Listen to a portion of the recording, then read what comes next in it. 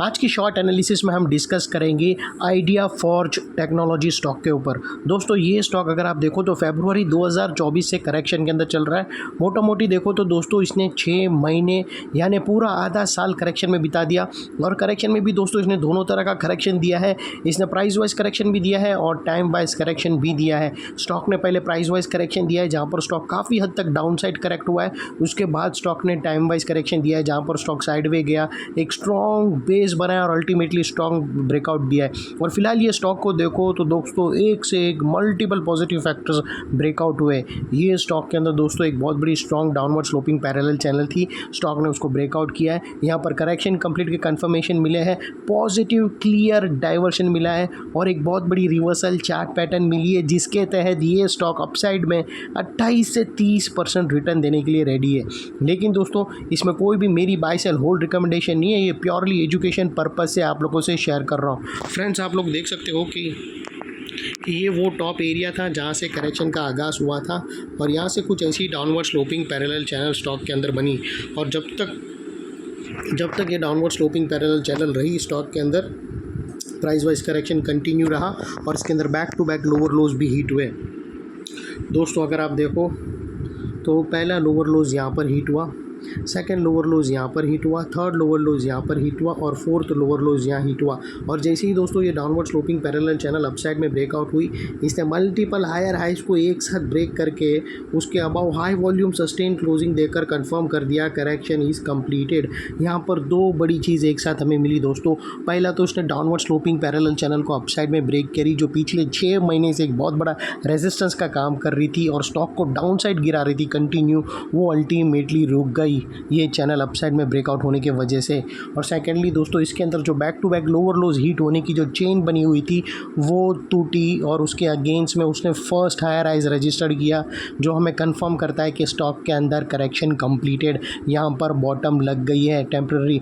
और unless and until कोई नया लोअर लोज हिट ना हो जावे या फिर पुराने लोअर लोज के नीचे ये स्टॉक क्लोज ना दे दे, तब तक हम मानकर चलेंगे कि यहाँ पर स्टॉक के अंदर बॉटम लग गई है और इसने अपसाइड ट्रेंडिंग मूव का पहला कदम भी रख दिया है मल्टीपल हायर हाइज को एक ही कैंडल में ब्रेक करने से।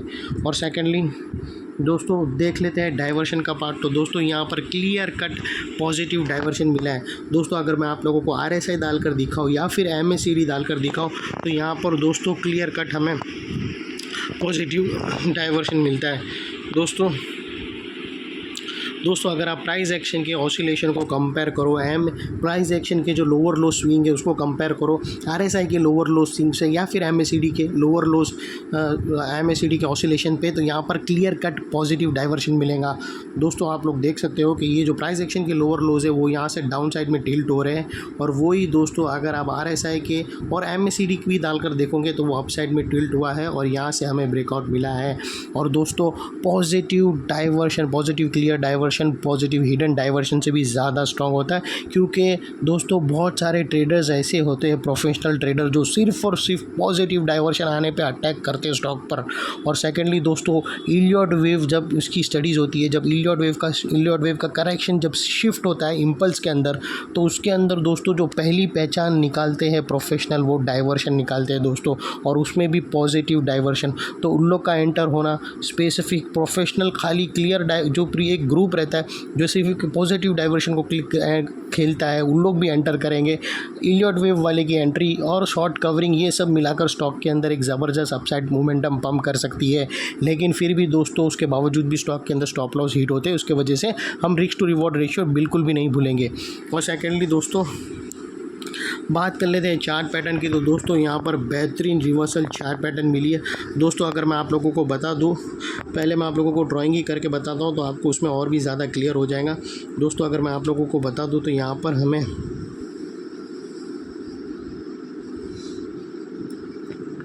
फ्रेंड्स अगर आप यहाँ पर देखो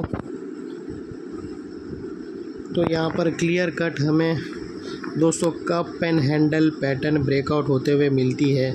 दोस्तों अगर मैं आप लोगों को बता दूं तो यहाँ पर आप लोगों को क्लियरली विटनेस होगा कप एंड हैंडल फॉर्मेशन और उसकी जो नेकलाइन निकल कर आती है फ्रेंड्स समवेयर अराउंड 847-48 के आसपास। तो दोस्तों यहाँ पर आप क्लियरली विटनेस कर सकते हो कि दोस्तों ये है कप और ये है उसका हैंडल दोस्तों, ये कप और ये उसकी दोनों की नेकलाइन, ये कप एंड हैंडल ब्रेकआउट हो चुकी है अप साइड में। और दोस्तों ये जो इनसाइड रेंज है दोस्तों ये कप एंड हैंडल पैटर्न की दोस्तों, ये तकरीबन 28 से 30% की है, जो ये नेकलाइन से ब्रेकआउट होने के बाद अप साइड में 28 to 30% रनअप देगा। तो वो लिहाज से दोस्तों अगर आप स्टॉक का अगला टारगेट देखो तो इसका फर्स्ट टारगेट 1080 का है फ्रेंड्स, 1080 का स्टॉक का फर्स्ट टारगेट है। और सेकंड टारगेट दोस्तों 1100 रुपये का सेकंड टारगेट है।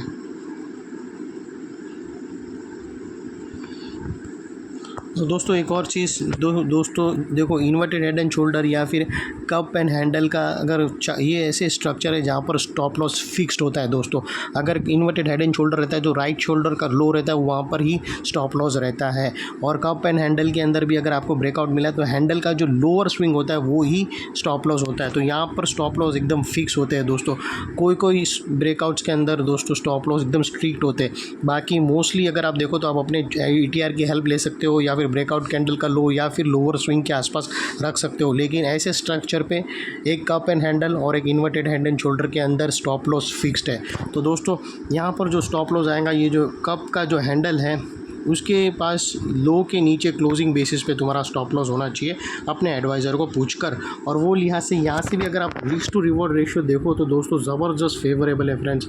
आपका रिस्क का एरिया फ्रेंड्स इतना ही रहेगा और रिवॉर्ड का एरिया देख लो। इतने आइडिया फॉर्ज इतनी ज़बरदस्त कंपनी में आपको मोर देन 1:2 का risk to reward ratio with 28 to 30% margin वाली चार्ट पैटर्न बहुत ही अपने आप में एक ज़बरदस्त चीज़ है। और दोस्तों सेकेंडली आप लोगों को बता दूं, ये जो नेकलाइन के पास का एरिया है दोस्तों ये बहुत ही इंपॉर्टेंट एरिया है। और उसके पहले दोस्तों आप लोगों को एक और चीज़ बताना है कि यहाँ पर दोस्तों स्टॉक को कुछ सेलिंग प्रेशर बैठा है जिसको हम ब्लू में कर देते हैं, क्योंकि यहाँ पर स्टॉक रेजिस्टेंस फेस करेगा फ्रेंड्स। ये वो एरिया है जहाँ पर स्टॉक के लिए एक सेलिंग प्रेशर बैठा है। और सेकेंडली दोस्तों जैसा मैं बता रहा था कि ये जो नेकलाइन के पास का एरिया है वो बहुत ही इंपॉर्टेंट एरिया है, क्योंकि अगर आप देखो तो यहाँ पर मल्टीपल पॉजिटिव फैक्टर्स एक साथ एक्शन में आते हुए मिले दोस्तों। यही एरिया पे downward sloping parallel channel upside में ब्रेकआउट होते हुए मिली। यही एरिया पे दोस्तों 6 महीने से जो लोअर लोज हीट हो रहे थे वो हायर हाइज में शिफ्ट हुए दोस्तों। यहाँ पर हमें clear cut positive diversion RSI और MACD के थ्रू दोनों पे मिल रहा है। और दोस्तों यहाँ पर एक बहुत बड़ी reversal chart pattern cup and handle pattern breakout होते हुए मिली। तो दोस्तों जो एरिया अभी तक एक स्ट्रॉन्ग रेजिस्टेंस का काम कर रहा था वो अल्टीमेटली स्ट्रॉन्ग सपोर्ट बनकर खड़ा है। और इनकेस अगर स्टॉक अपसाइड गया और किधर भी अगर सेलिंग प्रेशर फेस करके वापस वो नेकलाइन को रीटेस्ट करने आया तो दोस्तों ये एरिया सामने आके एक स्ट्रॉन्ग सपोर्ट का काम करेगा और स्टॉक को इधर अपसाइड में पुश करेगा या फिर साइडवे कंसोलिडेशन में पुश करेगा। और इतने बड़े स्ट्रॉन्ग सपोर्ट के नीचे हमारा स्टॉप लॉस है जो आसानी से हिट नहीं होगा। लेकिन बाय एनी चांस अगर क्लोजिंग बेसिस पे हिट हो गया तो दोस्तों नो इफ नो बट सीधा स्टॉप लॉस देकर तुम्हें ट्रेड को क्लोज कर देना चाहिए। ये थी हमारी एनालिसिस। अच्छी लगी तो प्लीज़ चैनल को लाइक शेयर सब्सक्राइब ज़रूर करना फ्रेंड्स। Thank you.